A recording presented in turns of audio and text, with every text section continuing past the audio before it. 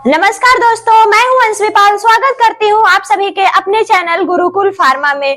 Guys, हम लोग बात कर रहे थे पैथोफिजियोलॉजी, जो कि बी फॉर्म सेकंड सेमेस्टर का सब्जेक्ट था और उसमें हमारी यूनिट फर्स्ट चल रही थी। ठीक है, तो हम लोग आज बात करने वाले हैं कैल्सिफिकेशन की। तो ये कैल्सिफिकेशन क्या है, इसमें होता क्या है कि हमारे टिश्यूज पर एबनॉर्मल तरीके से कैल्शियम जो है वो डिपोजिट होने लगते हैं। तो एबनॉर्मल तरीके से जब हमारे टिश्यूज पर कैल्शियम का डिपोजिशन होने लगता है, उस कंडीशन को हम यहाँ पे कैल्सिफिकेशन बोलते हैं। क्लियर? और इसकी डेफिनेशन की बात करें तो ये क्या है? It is the abnormal tissue deposition of calcium salt with other ions like minerals, magnesium, irons. तो बहुत सारे आयंस होते हैं, कंपोनेंट्स होते हैं, इनके साथ भी क्या है, वो कैल्शियम जो है हमारे टिश्यूज पर एबनॉर्मल तरीके से डिपोजिट होने लगता है। क्लियर?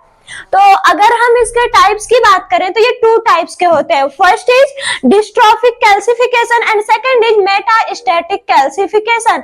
तो फर्स्ट जो डिस्ट्रॉफिक कैल्सिफिकेशन है, इसमें क्या होता है, कैल्शियम का जो डिपोजिशन होता है वो डाइड टिश्यू पर होता है, डाइंग टिश्यू पर होता है, यानी कि ऐसी टिश्यू जो मर चुकी हैं, जो डेड टिश्यूज है या फिर जो डेड होने की कंडीशन में है, तो उसपे जो कैल्शियम का डिपोजिशन होता है उसको हम डिस्ट्रॉफिक कैल्सिफिकेशन बोलते हैं। क्लियर? तो इसमें भी दो कंडीशन आती है। पहला तो होता है नेक्रोसिस और सेकंड होता है कि जब कैल्शियम का जो मेटाबॉलिक डिग्रेडेशन होता है वो कम हो जाता है या फिर स्लो होने लगता है। ठीक है, तो उस कंडीशन में भी क्या होता है, कैल्शियम डिपोजिट होने लगता है। जब उसका मेटाबॉलिज्म स्लो हो जाएगा, उसका डिग्रेडेशन कम हो जाएगा, तो क्या होगा, वहां पे कैल्शियम इकट्ठा होने लगेगी, ज्यादा अमाउंट में कैल्शियम वहां पे डिपोजिट होने लगेगा। तो ये कंडीशन आती है। तो नेक्रोसिस के केस में हमें क्या पता है कि नेक्रोसिस जो है वो वहां पे एक्सीडेंटल सेल डेथ होती है, यानी कि जब भी सेल्स पर कोई कहीं ना कहीं फोर्सफुली जो है सेल डेथ हो रही है या फिर उस कंडीशन पे है, तो वो परमानेंटली डैमेज हो जाती है ऐसे एरियाज पे, तो वहां की कंडीशन कहलाती है नेक्रोसिस। तो इसमें क्या होता है कि कुछ जैसे ओल्ड इन्फेक्शन हो गए, बहुत दिनों से चल रहे इन्फेक्शन, तो ऐसी जगह पे भी जो है कैल्शियम का डिपोजिशन होना या फिर कलेक्शन ऑफ पस, कहीं पे पस का कलेक्शन हुआ है उस पे कैल्शियम डिपोजिट हो जाए, और जो है फैट नेक्रोसिस हो रही है, तो वहां उस कंडीशन में जो जहां पे जो कैल्शियम डिपोजिट हो रहा है, ऐसी कंडीशन को हम नेक्रोसिस बोलते हैं। क्लियर? और नेक्स्ट है जो है, जहां पे हमने बताया कि जो कैल्शियम का मेटाबॉलिक डिग्रेडेशन है वो कम हो रहा है, वो लो हो रहा है, जिसकी वजह से ज्यादा अमाउंट में हमारे कैल्शियम डिपोजिट हो रहे हैं हमारे टिश्यूज पर। तो इसमें क्या है कि किस एरिया पे हम बात करते हैं, लाइक जैसे hyaline area is being tumours in outreach due to atheroma. जो एथ्रोमा का डिग्रेडेशन हो रहा है या फिर ओल्ड एज में, तो वहां पे भी जो है कैल्शियम डिपोजिट हो रही है।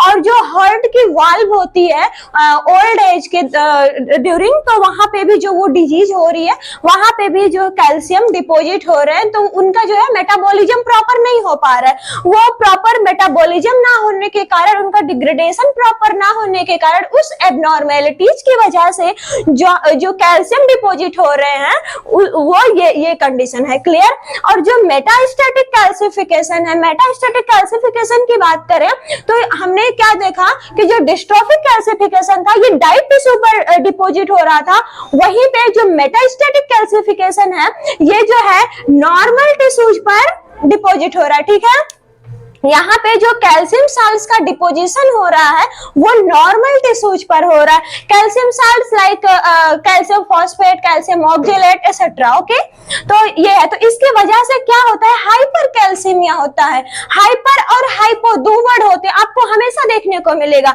हाइपो का मतलब कम और हाइपर का मतलब ज्यादा। हम वर्ड यूज करें हाइपर कैल्सीमिया यहाँ पे हो रहा है, क्योंकि कैल्शियम की बात कर रहे हैं तो कैल्सीमिया। हाइपर का मतलब ज्यादा, यानी कि कैल्शियम का अमाउंट यहाँ पे बढ़ रहा है। तो इससे क्या हो रहा है, जब यहाँ पे नॉर्मल टिश्यूज पर कैल्शियम डिपोजिट हो रहे हैं, कैल्शियम के साथ डिपोजिट हो रहे हैं, तो वहां से हमें क्या रिजल्ट देखने को मिलता है कि हाइपर कैल्सीमिया होता है secondary to disturbance in calcium metabolism. Calcium metabolism के डिस्टरबेंस के कारण हमें हाइपर कैल्सीमिया देखने को मिलता है। यहाँ पे हाइपर कैल्सीमिया अकर होती है। क्लियर? अब हम इसके थोड़ा सा मैकेनिज्म की बात कर रहे थे डिस्ट्रॉफिक और मेटास्टैटिक के केस में, ठीक है। तो डिस्ट्रॉफिक में हमने देखा था नेक्रोसिस या फिर डीजेनरेटिव टिश्यूज पे कैल्शियम हमारा डिपॉजिट हो रहा था, ठीक है। तो जब डीजेनरेटिव टिश्यूज पे कैल्शियम डिपॉजिट हो रहा था तो उससे क्या होता है कि कुछ कुछ एंजाइम्स हमारे रिलीज होते हैं। तो इसमें भी हम देखते हैं यहाँ पे क्या होता है, जब एंजाइम्स रिलीज होंगे तो उनके रिलीज होने से फॉस्फेट का ब्रेकडाउन होगा, यहाँ पे ब्रेकडाउन ऑफ फॉस्फेट, फॉस्फेट का ब्रेकडाउन होगा। और सेकंड कंडीशन इसमें आएगी जो कि अल्टरेशन ऑफ पीएच, पीएच को अल्टर कर देगा, ये पीएच को ही यहाँ पे चेंज कर देगा। और इन दोनों की वजह से जो कैल्शियम होता है उसका डिपोजिशन होने लगता है हमारी डेड टिश्यूज पर, नॉट लिविंग। हम इस कंडीशन में डेड टिश्यूज की बात कर रहे हैं, लिविंग टिश्यूज की बात नहीं कर रहे हैं। वहीं पे जो ये मेटास्टैटिक है, इस केस में जो हमारे कैल्शियम का डिपोजिशन होता है वो लिविंग टिश्यूज पर होता है, इसमें डेड टिश्यूज पर नहीं हो रहा है, इसमें लिविंग टिश्यूज पर हो रहा है, ठीक है। तो मेटास्टैटिक के केस में हमने देखा था कि उसमें हाइपर कैल्सीमिया हो रहा था। तो हाइपर कैल्सीमिया किस कारण से हो रहा था, अब हम उसको जान लेते हैं। तो हाइपर कैल्सीमिया ड्यू टू दो कंडीशन इसमें भी देखने को मिल रही है। पहला पैराथायराइड हार्मोन, जिसको हम पीटीएच भी बोलते हैं। जब पैराथायराइड हार्मोन की एक्टिविटी बढ़ जाती है तो उससे ट्यूमर या फिर हाइपरप्लेसिया जैसी कंडीशन हमें देखने को मिलती है। तो इसके वजह से जो बोन में कैल्शियम होता है, हमारी बोन्स में कैल्शियम होता है, तो उस बोन्स का जो कैल्शियम होता है उसका मेटाबॉलिज्म होने लगता है। और वो मेटाबॉलिज्म होने के बाद जो कैल्शियम है वो ब्लड में ज्यादा होने लगेगा, उसका अमाउंट ब्लड में बढ़ने लगेगा, क्योंकि बोन से जब उसका मेटाबॉलिज्म होगा तो कहाँ जाएगा, सिंपल सी बात है, वो ब्लड में जाएगा। तो ब्लड में कैल्शियम का अमाउंट यहाँ पे बढ़ रहा है, और जब ब्लड में कैल्शियम का अमाउंट बढ़ रहा है तो हमारे लिविंग टिश्यूज पर कैल्शियम ज्यादा डिपोजिट हो रहा है, बहुत ज्यादा डिपोजिट हो रहा है, ठीक है। तो ये रहा पैराथायराइड हार्मोन के इंक्रीज होने से क्या होता है। पैराथायराइड हार्मोन के इंक्रीज होने से बोन्स में जो कैल्शियम का मेटाबॉलिज्म होने लगता है, उसके मेटाबॉलिज्म होने के बाद जो हमारी कैल्शियम है वो ब्लड में एंटर करती है, और ब्लड में एंटर करने के बाद हमारी लिविंग टिश्यूज पर जो कैल्शियम है उसका डिपोजिशन ज्यादा होने लगता है, ठीक है। क्योंकि हम इसमें लिविंग टिश्यूज की बात कर रहे हैं, मेटास्टैटिक के केस में लिविंग टिश्यूज की बात करें, वहीं पे इस कंडीशन में हमने देखा था डेड टिश्यूज की बात, ठीक है। और सेकंड कंडीशन देखते हैं विटामिन डी। विटामिन डी का जब ओवरडोज हो जाए, कोई मतलब एक तो डोज होता है नॉर्मल डोज होता है, एक कम होता है कि वो काम ही नहीं करता है कभी कभी। अब यहाँ पे क्या हो गया, ओवरडोज हो गया। अब विटामिन डी का ओवरडोज क्या करेगा, ये कैल्शियम के एब्जॉर्प्शन को बढ़ाएगा, इंक्रीज एब्जॉर्प्शन ऑफ कैल्शियम।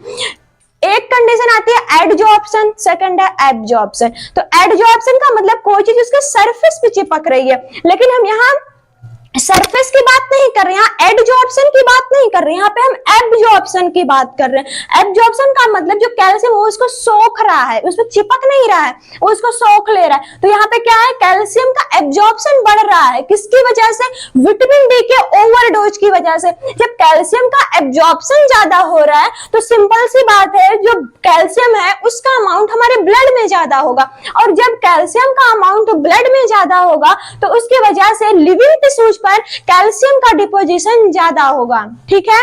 तो आई होप आपको ये हाइपर कैल्सीमिया की कंडीशन, इसके पीछे की क्या मैकेनिज्म थी, हाइपर कैल्सीमिया किस वजह से हो रहा है हमारे कैल्सिफिकेशन में, और सेकंड जो था हमारा नेक्रोसिस यानी कि डीजेनरेटिव टिश्यूज पे किस वजह से हो रहे थे। तो आई होप आपको ये समझ आया होगा। वीडियो पसंद आई तो वीडियो को लाइक कीजिएगा, दोस्तों में शेयर कीजिएगा, जिससे कि और भी लोगों की हेल्प हो सके। और आपका इस रिलेटेड दिस टॉपिक कोई भी डाउट हो, कोई भी क्वेश्चन हो तो आप कमेंट बॉक्स में कमेंट कीजिए। और ठीक है, थैंक यू।